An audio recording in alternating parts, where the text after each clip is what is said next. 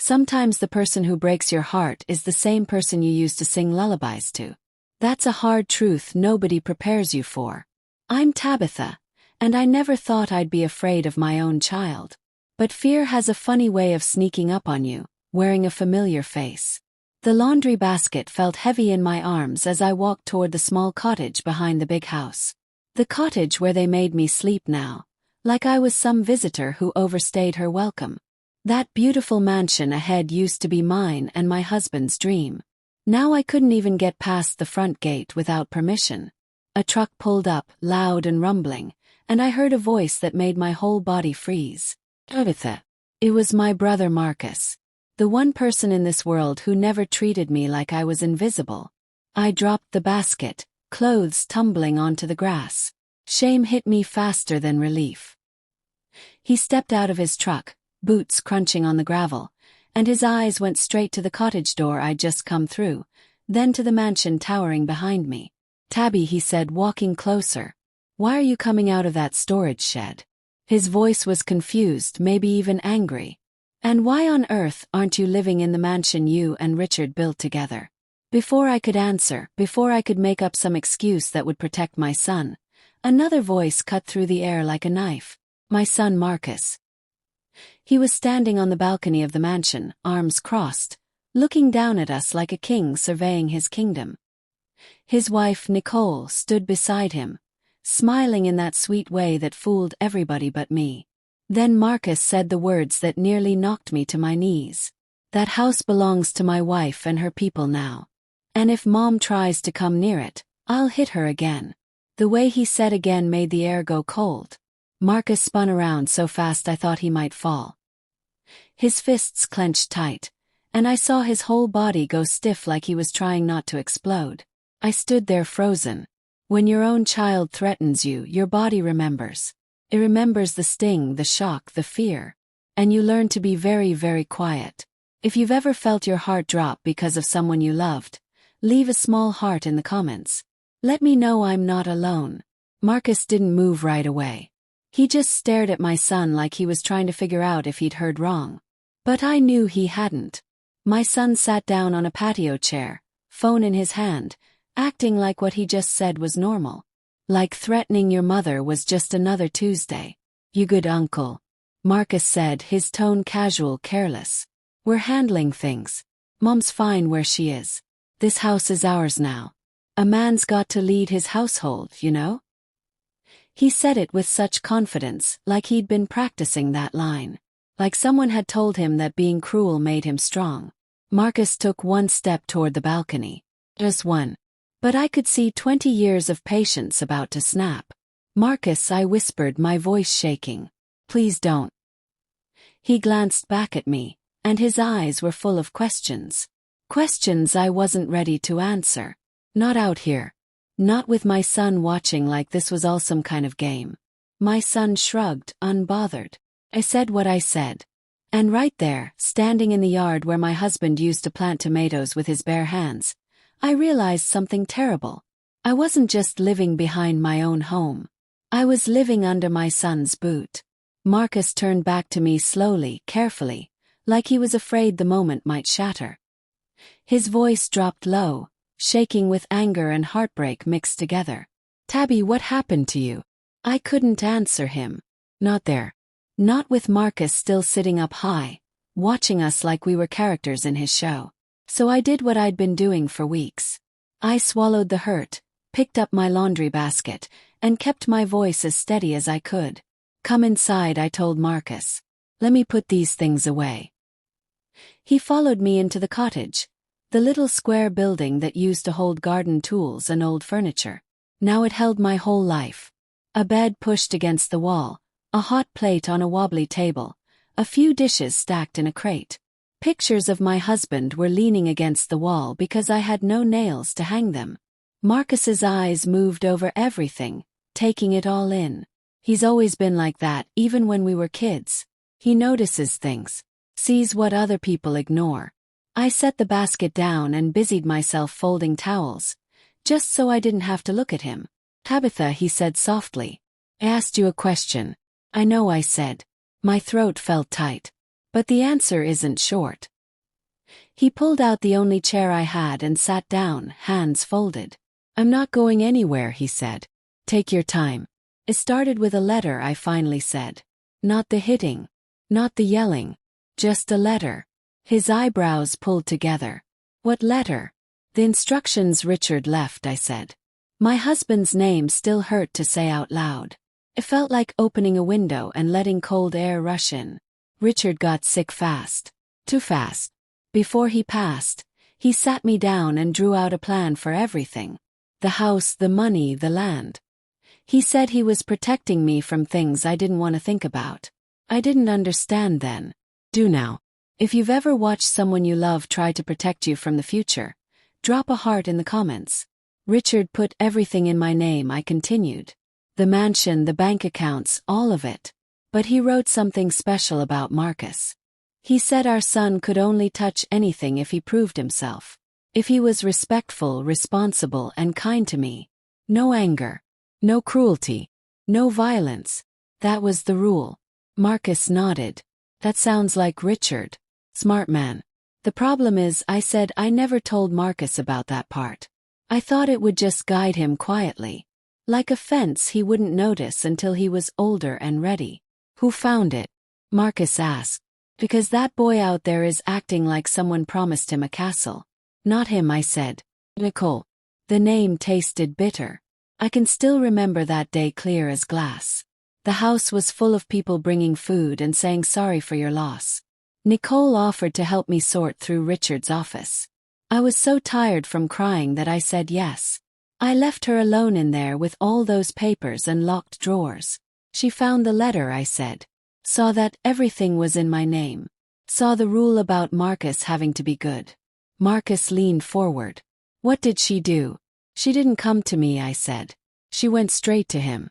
I remember hearing her voice that night, soft and smooth like honey. I walked down the hallway and stopped when I heard her talking to Marcus in their room. You're the man now, she whispered. Why is your mama still holding everything like you're a baby? Marcus made some noise, but she kept going. A real man provides and protects. How can you do that with nothing in your name? She's keeping you small. You deserve to be in charge. Those words got into his head and stayed there. After that, Marcus started looking at me different. Not all at once, but bit by bit. He stopped asking and started telling. He stopped saying please and started saying this is how it's gonna be. From there, I said quietly.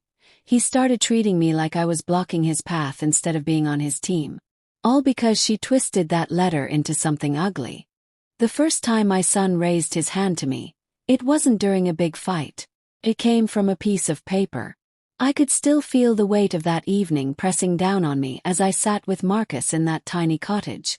The air felt thick, like the walls knew what I was about to say. It was about a week after Nicole found the letter, I began. The house felt strange. Too quiet. I was in the kitchen making soup, cutting up carrots and potatoes. TV was on low somewhere. The house used to feel warm when Richard was alive. That night it felt cold. I heard them coming before I saw them. Marcus and Nicole walked in together, moving like they'd planned it. He stood tall, chest puffed out. She stayed a step behind, arms folded, eyes wet like she'd been crying. Or practicing how to cry. Ma, Marcus said, dropping papers on the counter.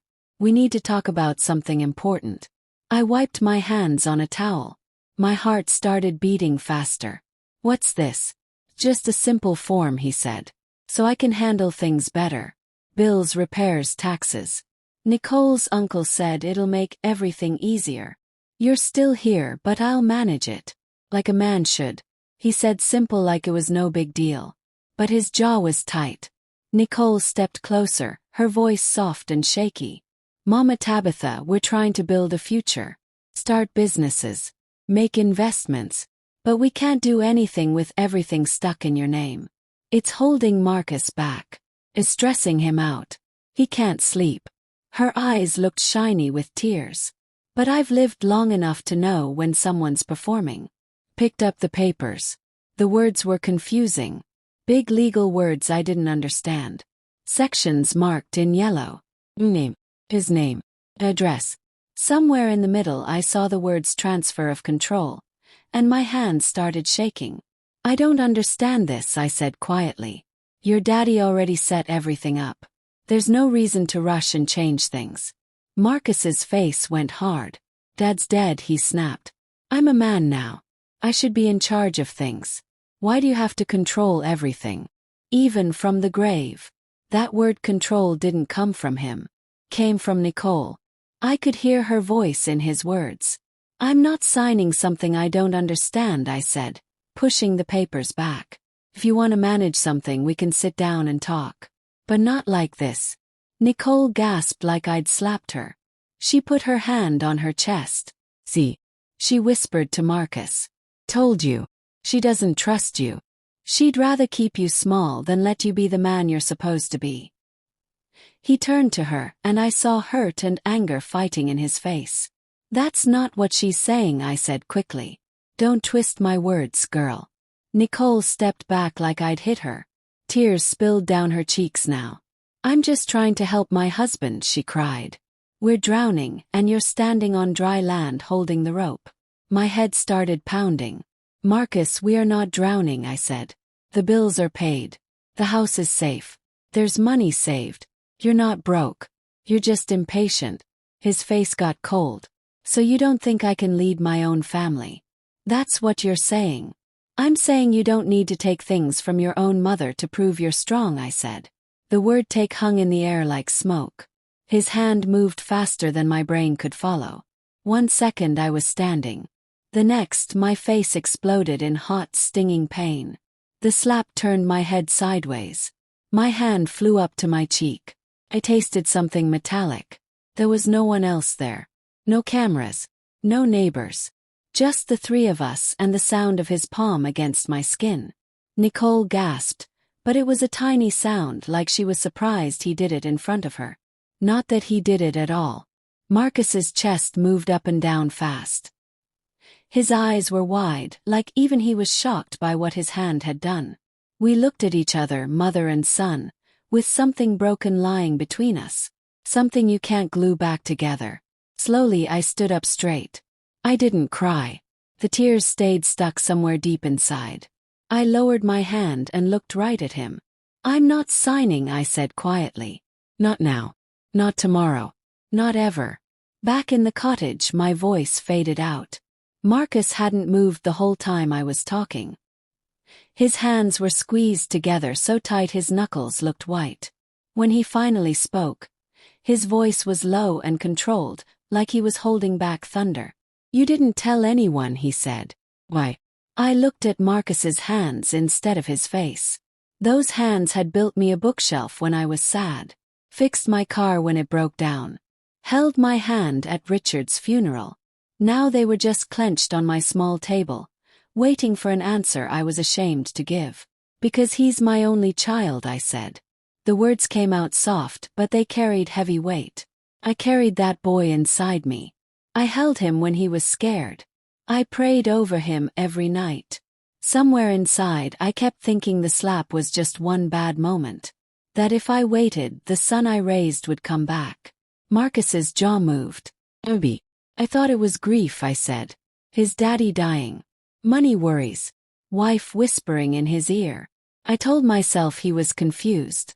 That if I stayed quiet and loved him enough, he'd fix himself. I didn't say repent. That sounded too churchy. I just wanted my boy back. But my silence, I said, that's what they used against me. I didn't report him. I covered the red mark with powder. I told my heart to be quiet. I slept in the same house, cooked his meals, walked around him like you walk around a dog that bit you once, hoping it wouldn't happen again. My hope gave them time. And they used every second of it. It started with visitors I didn't invite. Nicole's parents came over one Sunday with a casserole and a folder. Her mama smiled too wide. Her daddy talked too smooth. Marcus was at work. Nicole said he'd be back soon. We wanted to talk to you alone, Nicole's daddy said, settling into the couch like he owned it. Losing Richard must be so hard. I sat on the chair across from them, hands folded tight. I'm managing, I said. He nodded like he believed me. You're strong. That's good. That's why this conversation matters so much. What conversation? I asked, trying to keep my voice calm. He opened the folder. Same kind of papers Marcus had shown me before. Different words, same goal.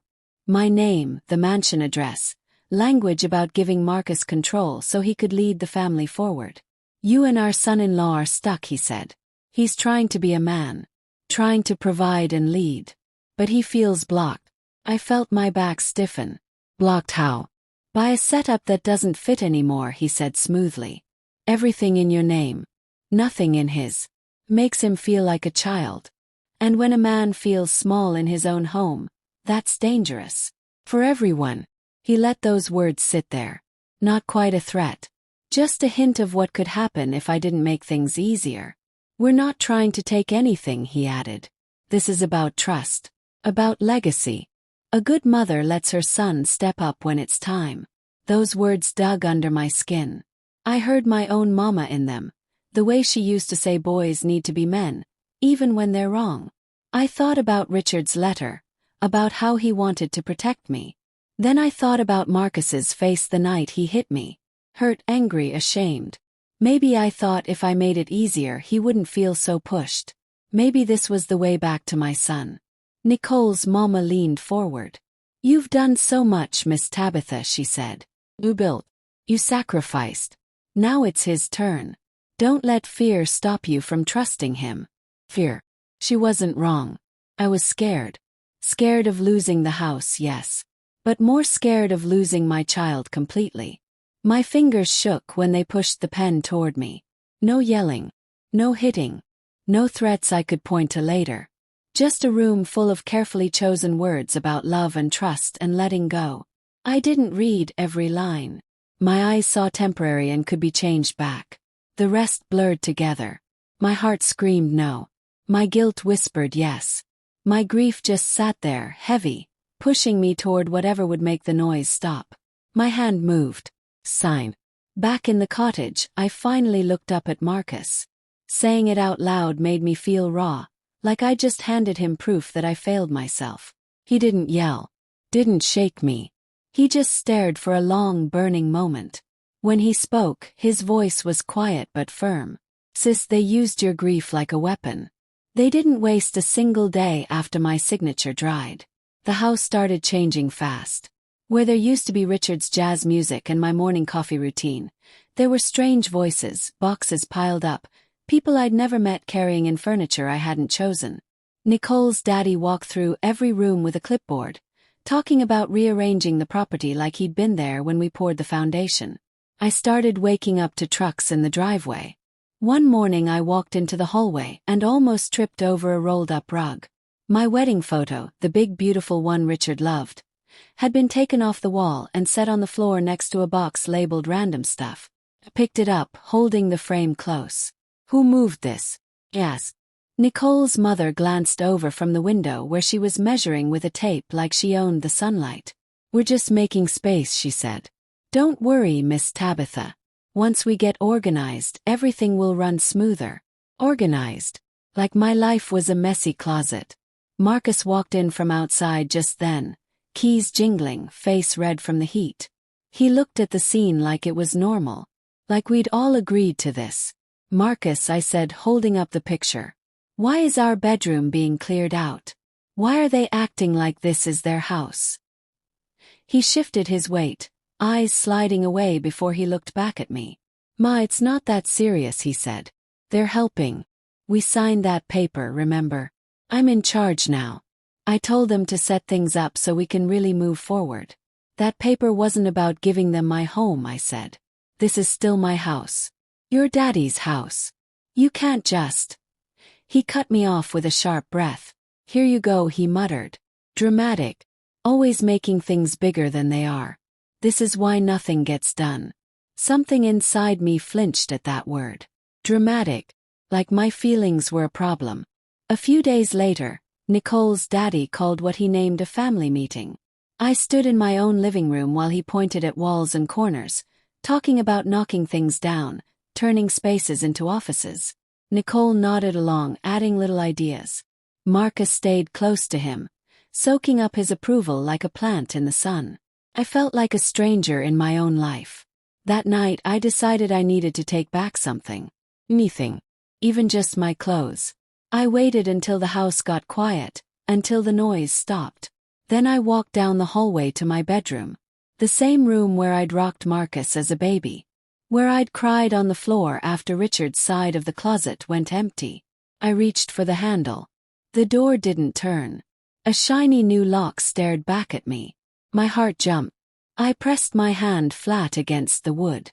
The house felt colder on that side than it ever had. Marcus's footsteps came up behind me.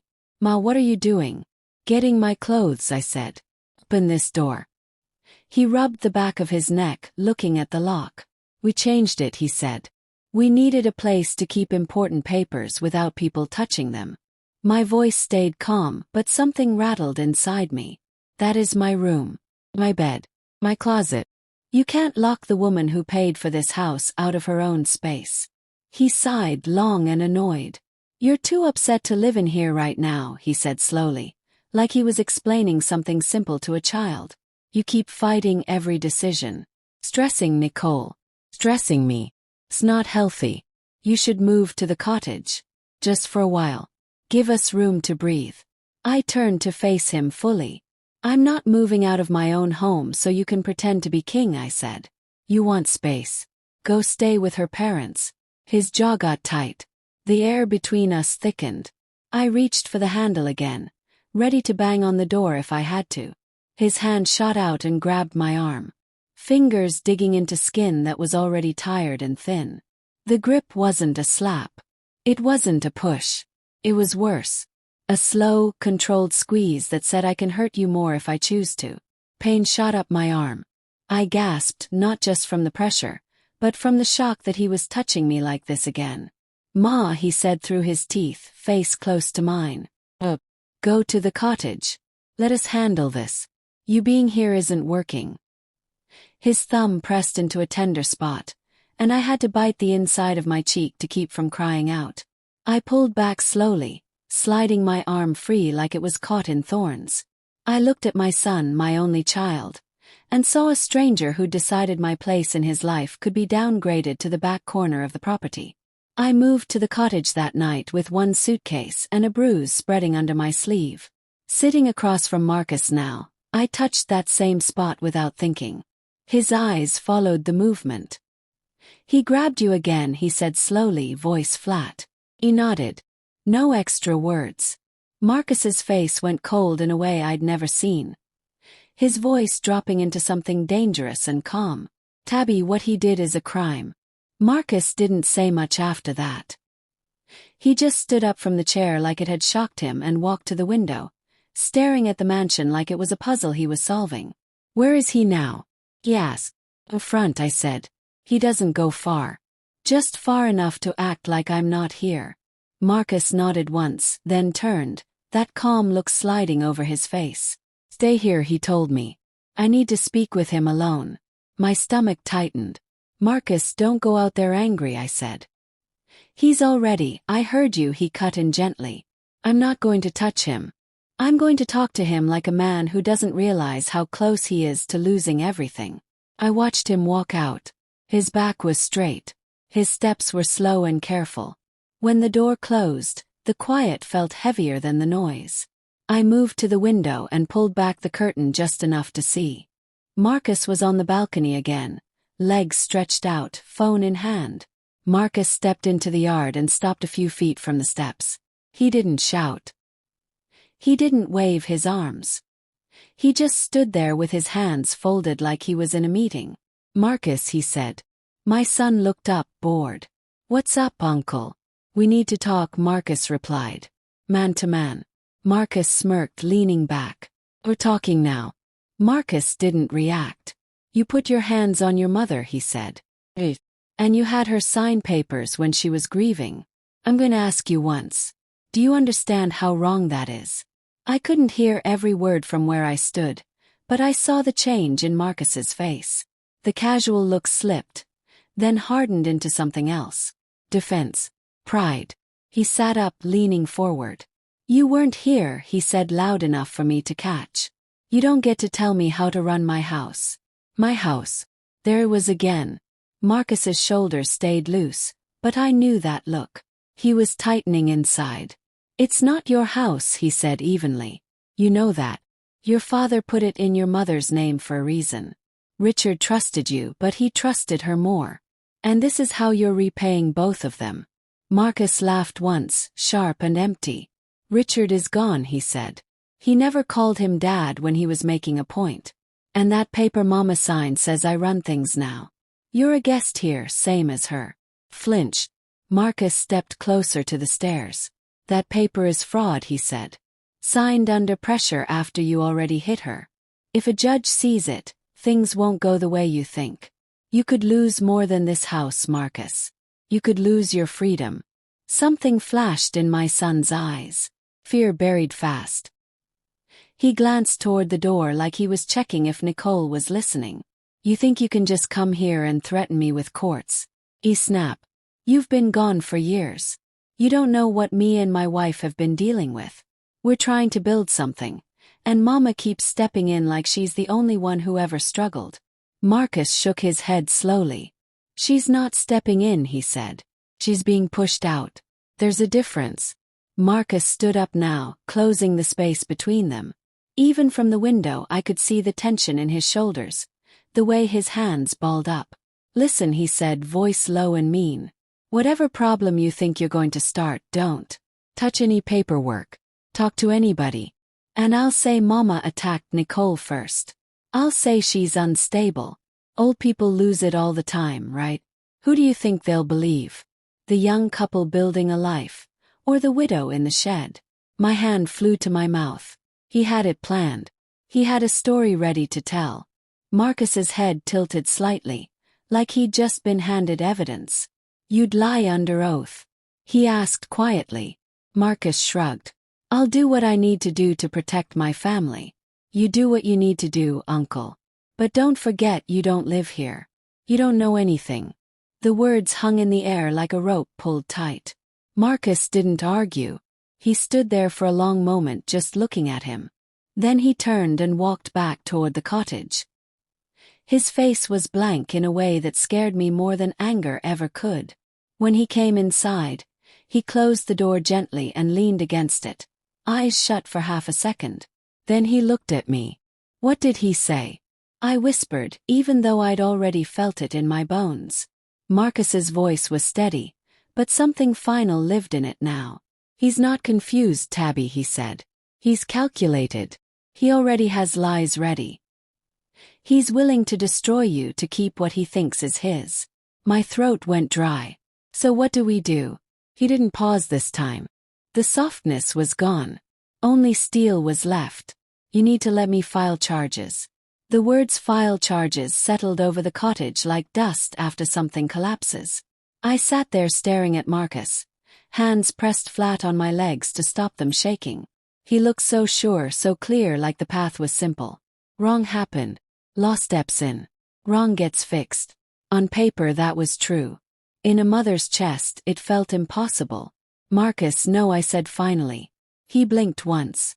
No, he repeated. After everything you just told me. If he goes to jail, I'll lose him forever, I said, words tumbling out faster than I could stop them. You don't understand. That boy is all I have left of Richard. He's my only child.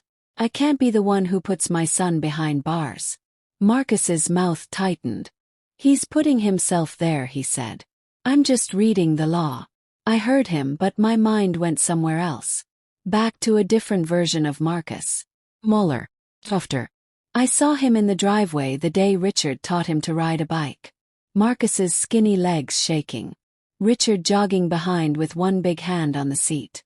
Don't let go yet, Daddy, Marcus had called out, voice high and scared. I'm right here, Richard said. Keep going, son. Got you. When Marcus wobbled and fell, he ran straight into my arms. Tears and snot and little boy frustration all over my shirt. Richard laughed, rubbed his head, told him falling was part of growing. Back then, if anyone said that same child would grow up and raise his hand to me, I would have laughed in their face. He wasn't always like this, I said quietly. He used to follow Richard everywhere. Wanted to be just like him. Losing his father broke something in him. I don't know how to fix it. Marcus let out a long breath. Grief explains things, he said. It doesn't excuse bruises or stealing your house. I thought about Nicole. The way she slid into the empty space Richard left. Not as a father but as a voice. A new leader. Marcus had always needed someone to tell him he was good enough. When Richard died, that reassurance dried up. Nicole stepped in with whispers about being the man, about taking control, about not letting me hold him back. She didn't create his anger, but she loaded the weapon and handed it to him. He's vulnerable, I said quietly. She knows where his weak spots are. She presses them whenever she wants something. I see her do it. But he thinks she's the only one who understands him. Marcus sat back down, elbows on his knees. He looked tired in a way that had nothing to do with travel. And where does that leave you? He asked. Besides, in a shed with a bruise. His question sat there. I didn't have a good answer. Just a mother's instinct to protect the same child who'd become her danger. I need more time, I said. Please. Let me talk to him when things calm down. Let me try one more time. If you file charges now, he'll hate me for the rest of his life. I can't carry that. Marcus rubbed his hand over his mouth, closing his eyes briefly. Tabby, the longer you wait, the more you lose, he said. Legally and emotionally. People like Nicole's family count on that. They count on you loving him more than you love yourself. I swallowed hard. I do love him more, I said. That's the problem. I'm not ready to choose myself over him. Not yet. The truth of that hurt. Saying it out loud made me feel small and foolish and human all at once. Marcus stared at me for a long time, then let out a slow breath. All right, he said finally. I won't file anything today. But I'm not going to sit quiet forever. I'm going to start writing things down. Details. Everything you told me. Because when this breaks, and it will, I need to be ready to move fast. I nodded, relief and fear twisting together in my chest. Thank you, I whispered. Just give me a little space to see if my son is still in there. He shook his head, not in disagreement, but in tired understanding. You're still hoping for the boy on the bike, he said. But the man on that balcony is the one the law sees. The sun had dropped lower by then, turning the window into a dark mirror. I stood and went to the sink, needing something to do with my hands. I ran water over a cup that was already clean, listening to the quiet sound. That's when I heard it. Crash from the mansion. Then Marcus's voice, louder than I'd heard in weeks, ripping through the stillness like thunder tearing open the sky. Nicole, he yelled. Stop playing games with me. You think I'm stupid. Another thud. A sharp cry, muffled. The cup slipped from my hand and hit the sink. Marcus was already on his feet, eyes locked on the mansion. The violence hadn't stayed with me. It had moved. It had spread. After that night, after the yelling and the thuds and Nicole's crying, something in the house changed from disrespect to complete takeover. They stopped pretending it was still mine. From the cottage window, I watched a locksmith's van pull into the driveway 2 days later. A man in a uniform got out with a toolbox and followed Nicole's daddy to the front door. I pressed my hand against the glass as I watched them change locks. Not just one. Every single one he pointed to. Front door. Side door. Even the door from the kitchen to the yard. The keys in my purse became useless decorations in that moment. I tried one later just to be sure. I walked up to the back door in the afternoon when the yard was empty. The handle didn't move at all. My key went in and turned, but nothing clicked. It was like the house had made up its mind about me. I stood there, fingers resting on the cold metal, listening. I could hear faint footsteps inside. TV somewhere. Dishes clinking. Life happening without me in the home I bled for. I didn't knock. Pride wouldn't let me. I just stepped back and walked to the cottage, feeling smaller than my shadow. A few days later the packing started. It began with a hallway closet. I came by to drop off mail that had been put in my box by mistake. The front door was open. Green pulled shut. I could see Nicole's mother in the hallway, pulling my coats off hangers. The ones Richard bought me over the years. She was folding them without care into cardboard boxes. "Excuse me," I said, keeping my voice polite. "What are you doing with my things?" She glanced up, not surprised at all. "We're organizing," she said. "Setting up a better system. We're putting your stuff aside so it doesn't get in the way." "Don't worry, Miss Tabitha. It's all safe." "In the way of what?" I asked. She didn't answer. Just taped a box shut and reached for another. I walked a little farther in, heart beating too fast, and saw more boxes against the wall. Some said decorations. Others said old things. A few had my handwriting, Christmas photos, Marcus school projects, mixed with new ones someone else had labeled. I saw a framed picture of me and Richard on our 25th anniversary, half wrapped in newspaper. The glass was dirty. That picture of us smiling in front of the very house they were stripping made my throat close up. "Where's Marcus?" I asked. "Busy," Nicole's voice came from the living room. She appeared a second later, wiping her hands like she'd been working hard at something important instead of erasing my life. "We're just trying to clean things up, Mama Tabitha. The house was stuck. This way everything's fresh. New energy. Fresh energy." That's what she called deleting me. I didn't fight. Not then. I felt like I was watching a flood from a rooftop. Too much water. No way to stop it. It was when they got to Richard that the water finally reached my neck. Marcus had gone into town that morning to handle calls, leaving me with soup simmering and a quiet I couldn't relax into. I wandered toward the mansion, pulled the way you walk back to a grave you've already visited. The front door was open again. I stepped just inside, not crossing too far. And there it was. The dining table covered with items from Richard's study. His cufflinks. His old watch. Stack of papers. Box I knew immediately. Dark wood with a small brass lock. His military medals.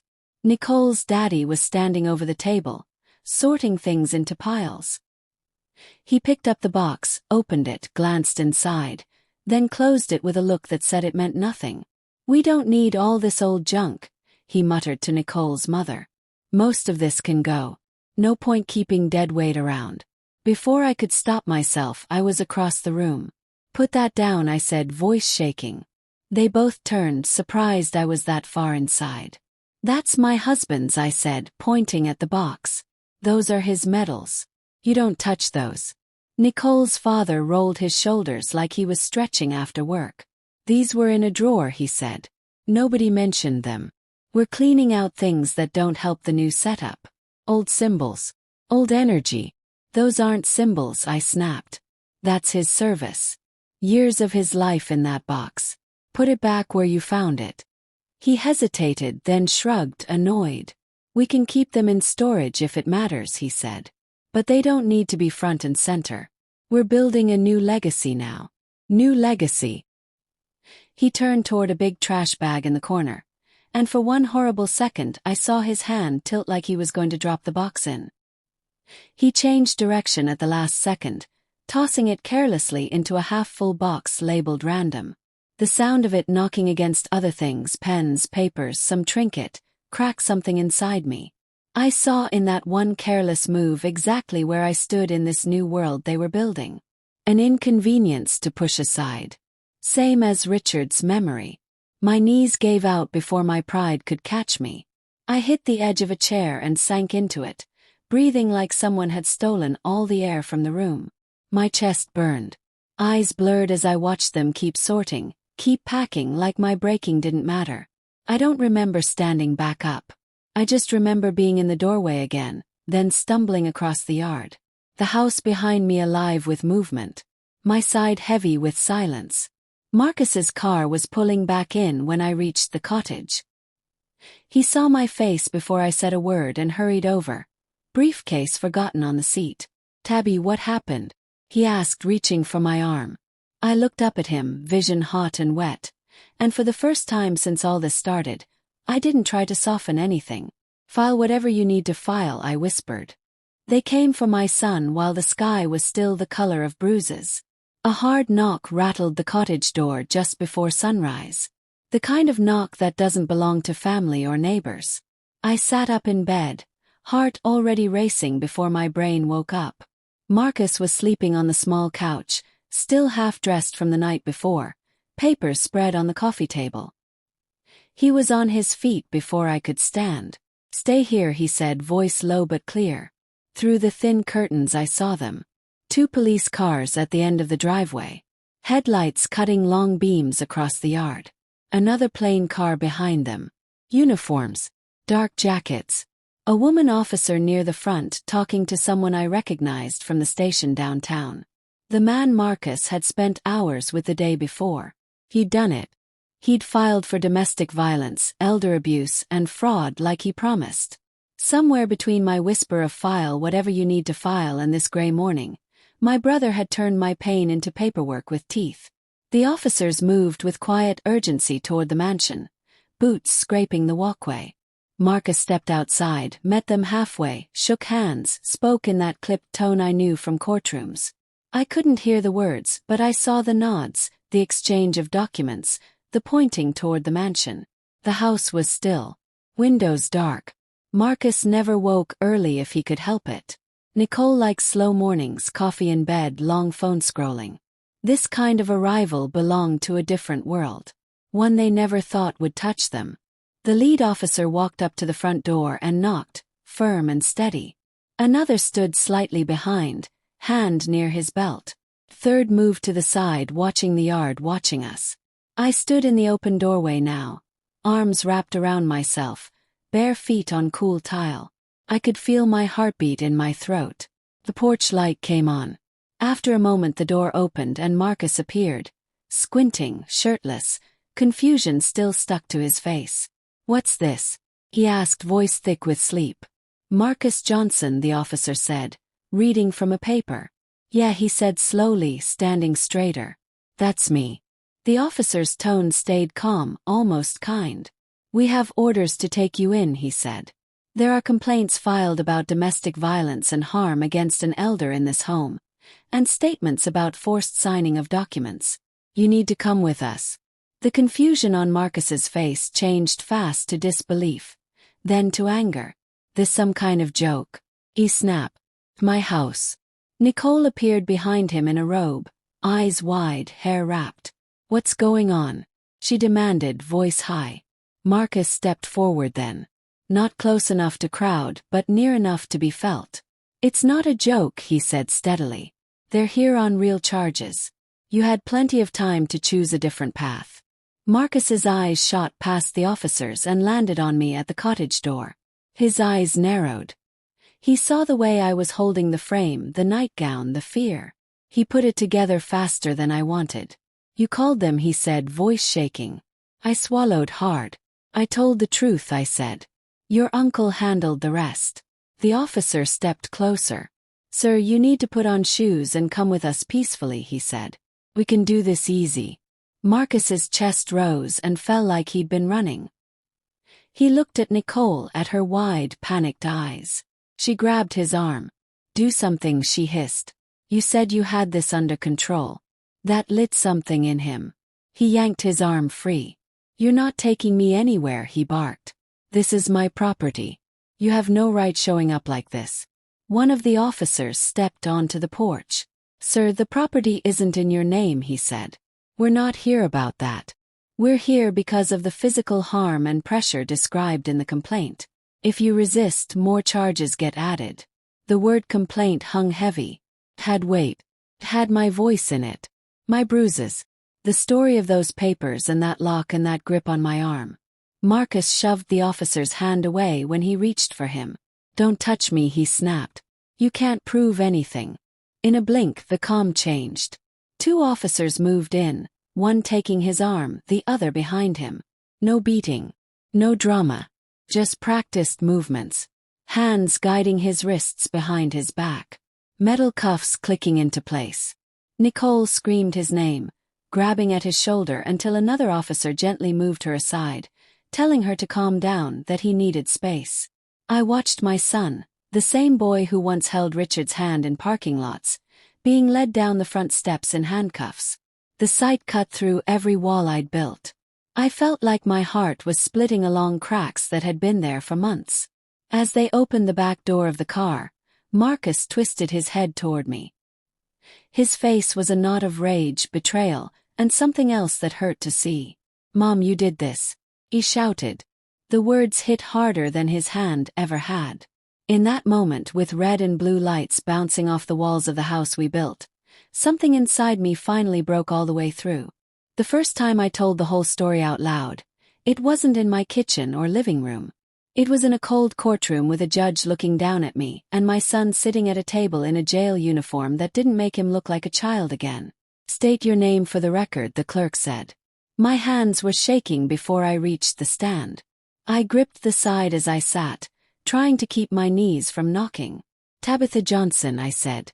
My voice sounded thin in that big room, but I kept going. I'd come too far to turn back.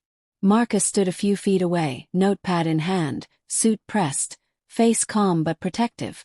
He nodded at me once. "Quiet, go ahead." "Miss Johnson," he began. "Can you tell the court why we're here?" I swallowed.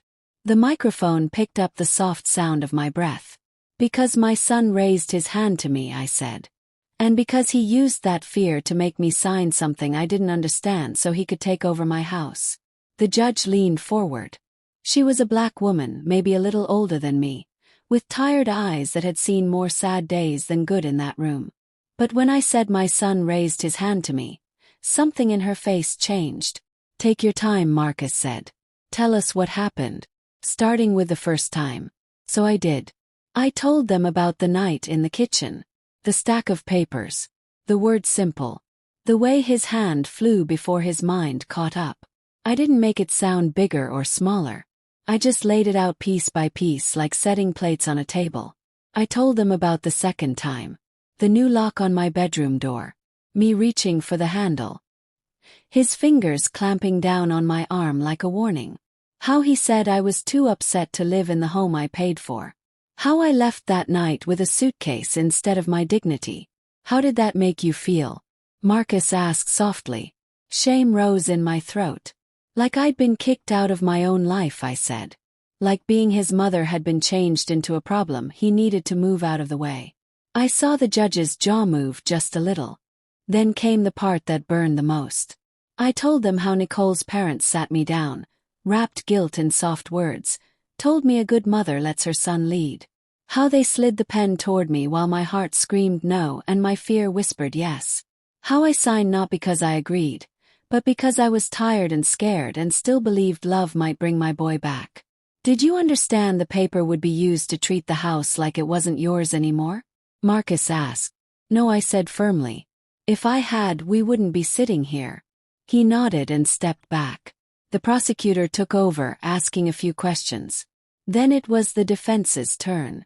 Nicole had her own lawyer.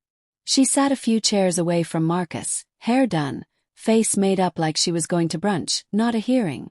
When she took the stand, her eyes filled up on cue. "I love my mother-in-law," she said. "We've just been under stress. Money problems. Confusion. Marcus can get loud, but he'd never hurt her on purpose. She's been forgetful since Mr. Johnson passed. Sometimes she remembers things wrong. That was the lie they were selling. That my memory, not his actions, was the problem. But lies are hard to keep straight when they bump into each other. Nicole claimed she never saw Marcus lay a hand on me. Then she let slip that she once stepped between us when things got heated about the paperwork. The prosecutor caught it, leaned in, asked her to explain exactly what step between meant if there'd been no threat. Her story wobbled. She said I begged them to take over the house to ease my burden.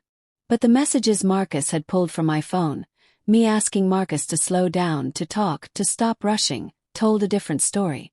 By the time she stepped down, the judge's face had cooled toward her, and Marcus's lawyer looked like he wanted to crawl under the table. The judge turned back to my son.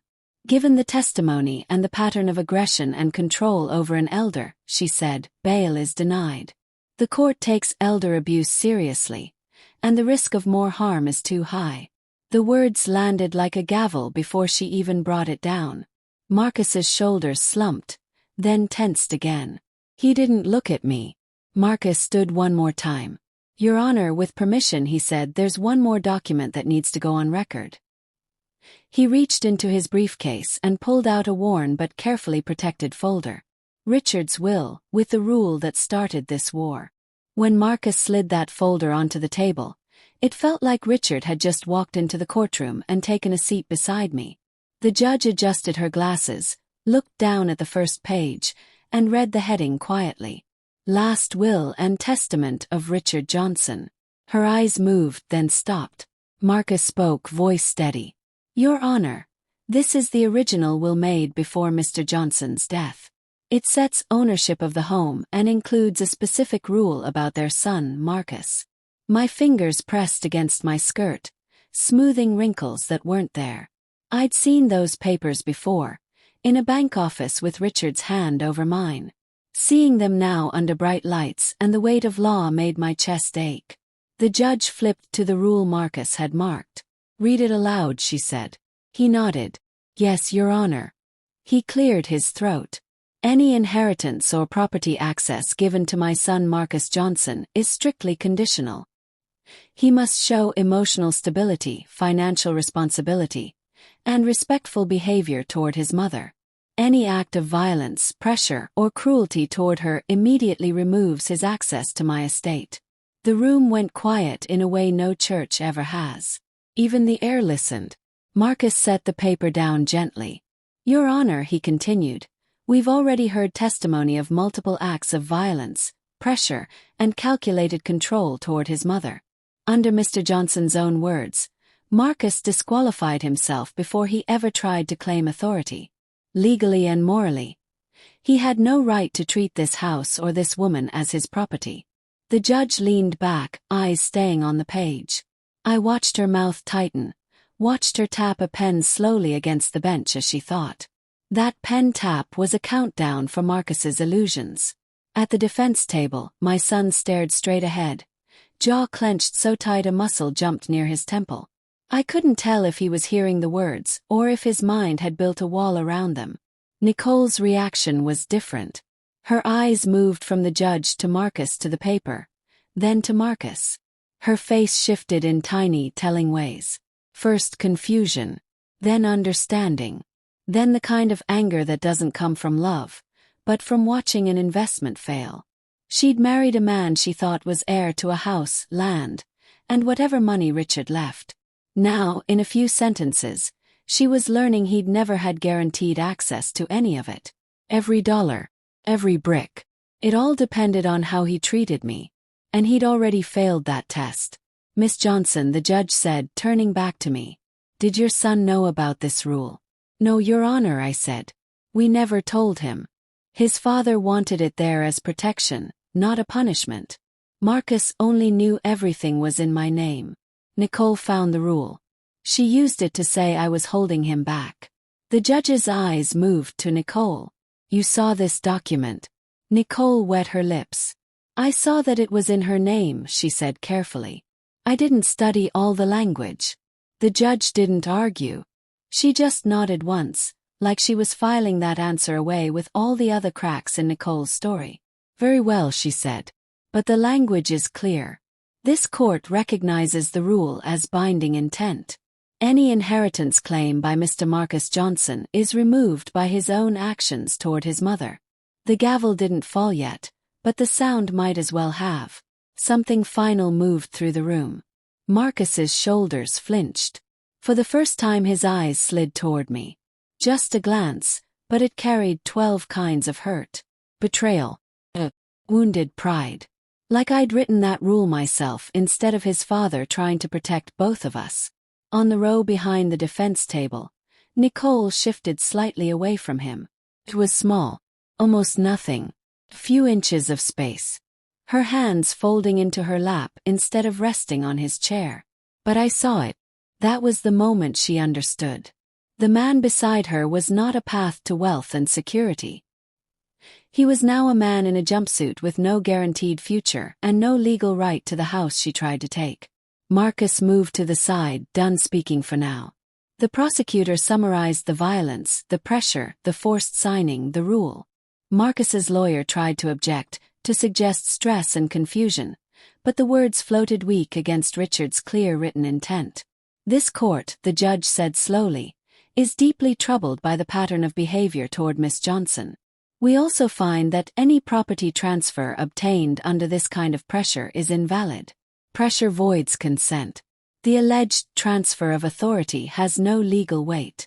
Invalid. Void. No legal weight. Plain words. Heavy meaning. They rolled through the courtroom like a slow, steady wave, washing away the story Marcus and Nicole's family had been telling themselves. Nicole's father, seated in the back, shifted in his chair, face tight. The empire he thought he'd built with a pen and smooth words was starting to crumble under a woman with a robe and a gavel. As for Nicole, she didn't cry this time.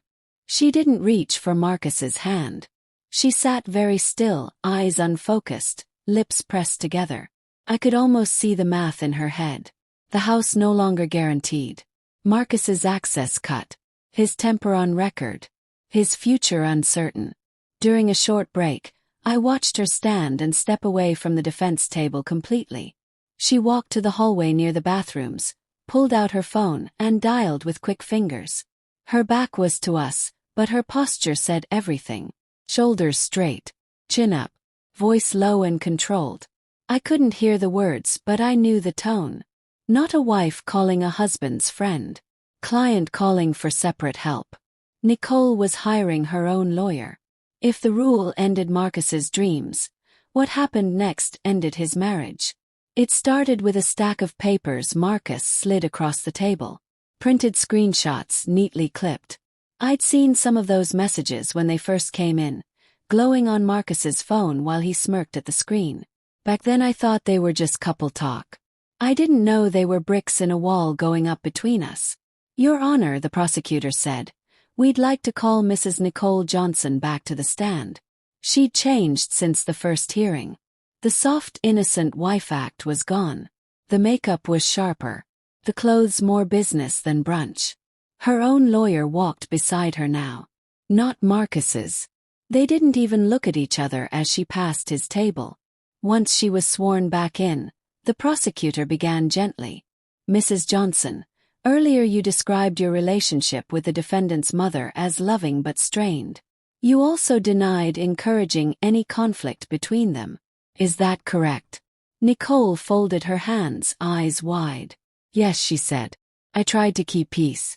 Marcus can get overwhelmed. I just wanted him to feel supported. The prosecutor nodded, then lifted the clipped pages. These are text messages from you to the defendant, obtained with a court order from his phone records. I'd like to read a few aloud. Nicole's lawyer shifted. She stiffened just slightly. On March 12, the prosecutor read, you texted, you're the man of the house.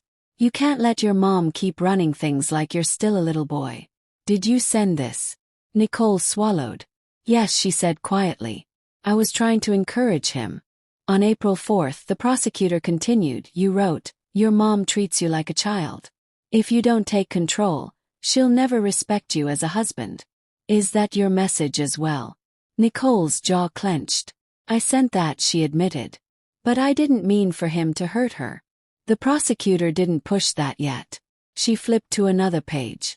On May 19, 2 days before Miss Johnson was moved to the cottage, you wrote, if you don't take control soon, I'll rethink this marriage. I didn't sign up to live under your mama. Pause. Do you deny sending that? The room was so quiet I could hear my own breathing. Nicole stared at the table for a long moment, then lifted her chin. No, she said. I sent it. You understand, the prosecutor said calmly, that these messages show you constantly pushing your husband to take control of his mother and her property. You may not have said hit her, but you tied his worth as a man and your marriage to how much he could push her out. I never said hit her, Nicole insisted. I was talking about boundaries, not violence. The prosecutor nodded like she'd expected that. And yet, she replied, within days of these messages, your husband assaulted his mother and forced her out of her bedroom. Shortly after, you and your family began treating the home as your own. Whatever you claim you meant, this court will consider what actually happened. Nicole's lawyer objected to the tone, said something about interpretation, but even his voice sounded weaker now. The damage was done. I risked a look at Marcus. His shoulders were hunched, eyes fixed on Nicole like he was seeing her for the first time. Those messages weren't new to him. He'd lived them. But hearing them out loud in front of a judge with dates and consequences attached peeled back something he'd refused to look at. She'd been his echo, his cheerleader, his reassurance that the cruelty made sense. Now she was up there under oath, carefully stepping away from the fire she helped start. "Mrs. Johnson," the prosecutor said, her voice softening just slightly, "do you accept any responsibility for pushing your husband toward this?" For a moment Nicole looked almost human. Her eyes got shiny, but the tears didn't fall. "I accept that I should have chosen my words better," she said. "I accept that I pushed him to stand up for himself. But I don't accept blame for his choice to lay hands on his mother. That was him." The words landed like a door closing. They finished with her shortly after. When she stepped down, she didn't move toward Marcus's table. She walked straight past it. Inhai, lawyer at her side. He watched her go, face tight and pale, cuffed hands hidden under the table. Later that week, back at the cottage, Marcus came by with more papers in his hand. I'd started to hate the sight of manila envelopes. "What now?" I asked, voice tired but steady. He sat down and slid the top document toward me. "This was filed this morning," he said. "Nicole's lawyer submitted a petition at family court. She's seeking legal separation from Marcus." I stared at the page. Her name on one line, his on another. The word separation sitting between them like a final word. The woman who told him he wasn't a man unless he stood against me was now stepping away, leaving him to face the storm she helped call down. The day they gave me my house back, it didn't come with celebration. It came with paperwork and a judge's tired voice. I sat in the same courtroom, same seat, same ache in my chest. Marcus was brought in from holding, wrists chained to his waist. Nicole sat several rows back this time. Not beside him. Eyes fixed on some point above the judge's head. Her parents were there too. Dressed sharp, faces stone. On the matter of property control and alleged transfer, the judge began. "This court has reviewed the will, the contested document, and testimony about the circumstances under which Miss Johnson signed." I went still. That one paper, my shaking signature on a day I barely remember wanting to be awake, had turned my life upside down.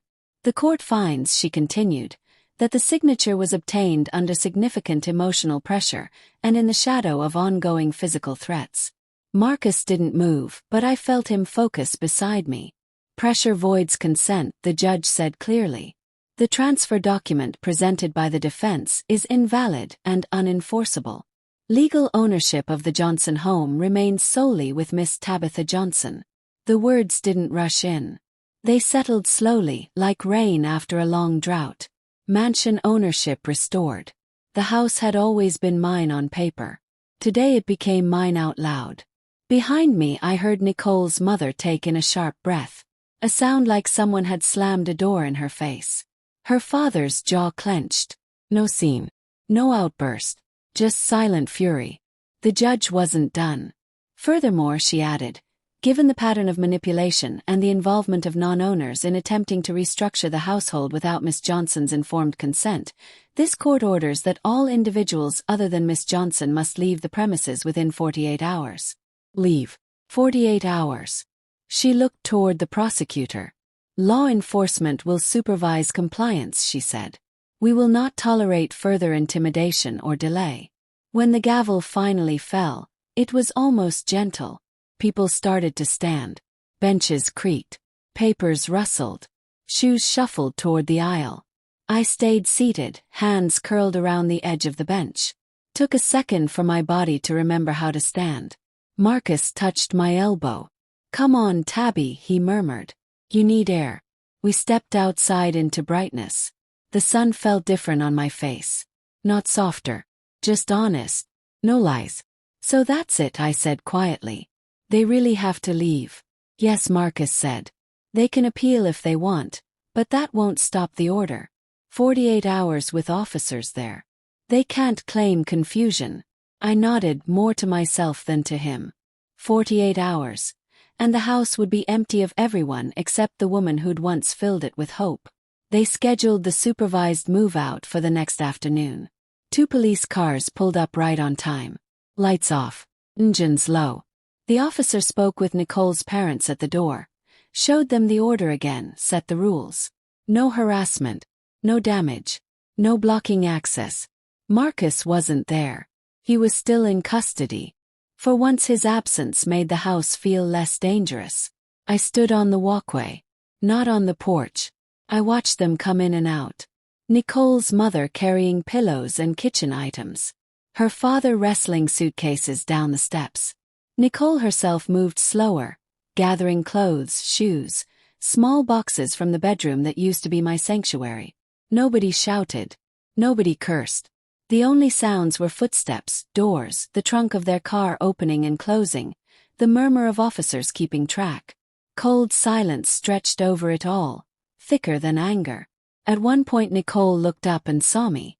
Our eyes met for barely a second. There was no apology there. No challenge either. Just tired acceptance that the story she tried to write over mine had been erased. She looked away first. They loaded the last box. An officer walked through the house one more time, checking rooms, making sure nothing had been left behind to keep control. When he came back out, he nodded to me. "Property's clear, ma'am," he said. "From this point on, it's yours alone. Yours alone." The cars pulled off one by one. The driveway emptied. The yard quieted. The house stood there, big and still, like a body that had survived surgery and was waiting to breathe on its own again. Marcus came to stand beside me on the walkway. He didn't rush me toward the door. He just stood there, letting the moment sit. "You ready?" he asked softly. "Not yet," I admitted. My eyes stayed on the front steps. I need a minute to remember how to walk in as the owner, not the stranger. He nodded. "Take your time," he said. "The house isn't going anywhere now." We stayed like that for a few beats, the afternoon stretching out around us. Then he cleared his throat. "There's one more thing," he said, reaching into his briefcase. "I've been holding this until things settled a bit." He pulled out a smaller envelope, worn at the edges, my name written across the front in Richard's handwriting. My heart squeezed at the sight of those familiar loops and curves. "What is that?" I whispered, already knowing. "Richard's final letter," Marcus said gently. "He left it with the lawyer who made the will. Asked that you get it when things got like this." He placed it in my hand. It was light. It felt heavier than anything I'd carried in months. I held that envelope like it could burn me or heal me depending on what was inside. Marcus took a step back when he put it in my hand, like he knew this moment belonged to just 2 people now. Me and the man who wasn't here anymore but somehow still was. "I'll be in the kitchen," he said quietly. "Take your time." The house was empty of everyone else. No Nicole. No boxes. No strange voices. Just my footsteps echoing on floors I'd scrubbed with my own hands. I walked into the living room and sat on the couch facing the mantel, where I'd already put Richard's medals back in their right place. The light coming through the window caught on the brass, soft and steady. I looked down at my name on the envelope. He always wrote it the same way. Loop-T strong finish on the H. My throat tightened. For a second I thought I wasn't ready. Then I remembered how much had already been taken without my permission. This at least he meant for me.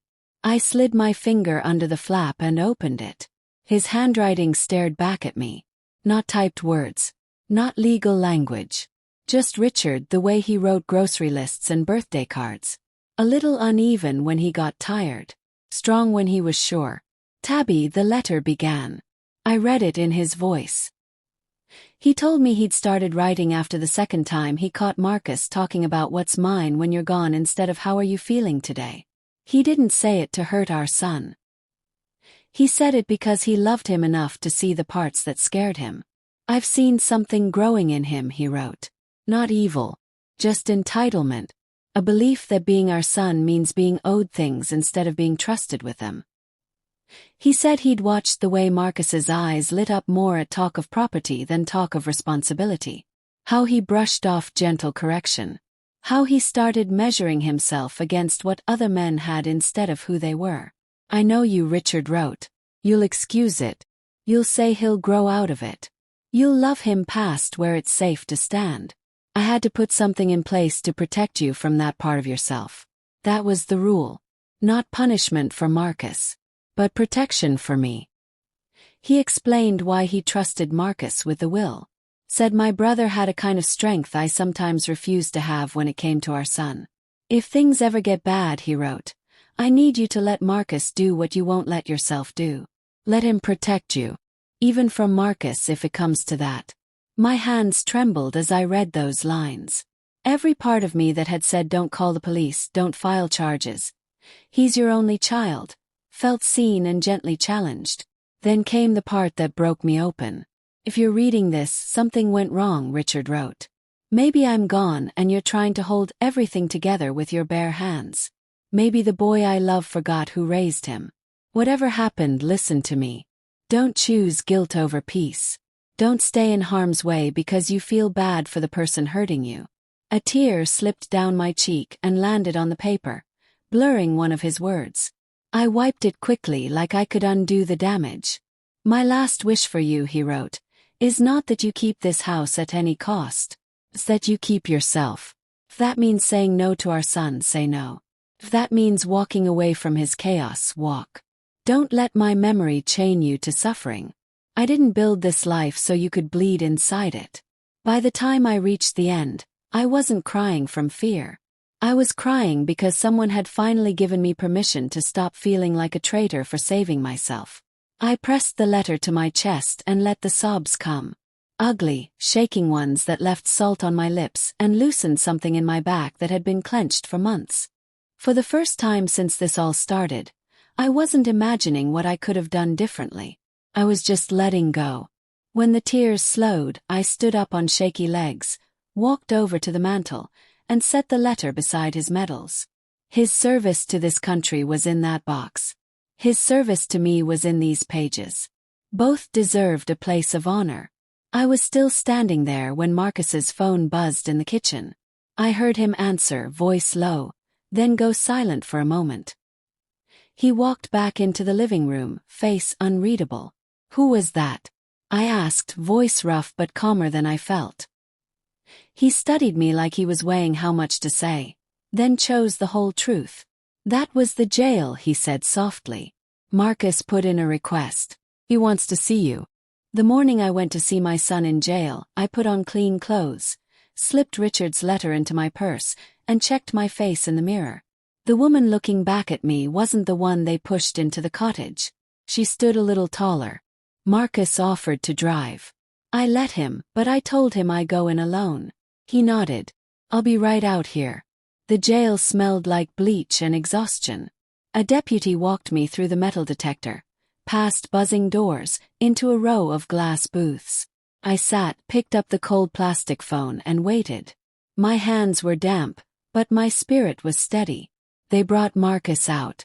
The orange uniform stripped the act off him. No porch, no chair, no phone in his hand. Just my son. Shoulders rounded, eyes restless. Walking like the floor underneath him couldn't be trusted. He sat on the other side of the glass, lifted the receiver, and stared at me like I was a stranger he almost recognized. "Ma," he said finally. His voice cracked. "You look different." I answered. His throat moved. The words rushed out. "I'm sorry for yelling. For putting my hands on you. For letting Nicole and her folks hype me up. I was mad at Dad for dying. Mad at you for having everything in your name. Felt small. I didn't know how to handle it. Messed up. Some of it was real apology. Some of it was still leaning on feelings instead of choices. I let it sit. For the first time in his life, I didn't rush in to clean up his guilt. When I stayed quiet, he shifted in his chair. "I know you probably hate me," he muttered. "Nicole's gone. Her parents act like they don't know me. I lost the house. Lost you. I don't have anybody left." "You're not completely alone," I said. "You have God if you want him. You have time. You have chances." I let my voice sharpen just a little. But you don't have the right to my body or my house anymore. Not like that. That part is over. He flinched. So that's it. You're done with me. That question would have broken me wide open once. Now I could feel Richard's words in my chest. Don't choose guilt over peace, holding me upright. I will always be your mother, I said slowly. But I will never be your victim again. He closed his eyes like the sentence hit bone. A tear slid down his cheek.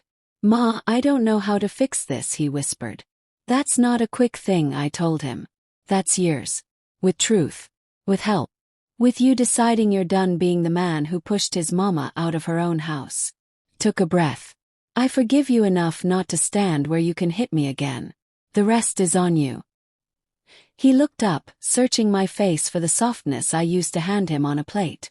I kept my shoulders square and my hands still. You going to come back? He asked. To visit? I don't know, I said. Because lying would have been its own kind of harm. Right now I need distance to heal. You need distance to grow. If one day those roads meet, we'll see. But I'm not promising you comfort while you're still dangerous to me. The hurt in his eyes was real. But under it I saw something new trying to wake up. Understanding. Small and scared. But there. A guard tapped the glass. Marcus pressed his palm against it. My hand twitched. Muscle memory wanted to meet his. I didn't lift it. I gave him a small nod instead. Take this time seriously, I said. Don't waste what it's costing all of us. I set the phone down and stood. I walked out without looking back. That was my last kindness to myself. Outside the air felt wider. Richard's letter rested against my hip like a quiet hand. Marcus was leaning on the car watching the doors. When he saw my face, he didn't ask a single question. He just opened the passenger side. The ride home was quiet, but it wasn't heavy. It felt like driving out of a storm you'd finally decided to leave. We pulled into the driveway. My driveway. Marcus squeezed my hand once. You got it from here, he said. I stepped out and walked up the path I'd once taken with my head down. Today my back was straight. No strange cars. No extra voices. Just my house waiting. I stood at the front door, pulled my key from my pocket, and slid it into the lock. The turn was smooth. The click sounded like a soft yes. Then I opened the door and stepped into my mansion. Alone. No husband. No son beside me.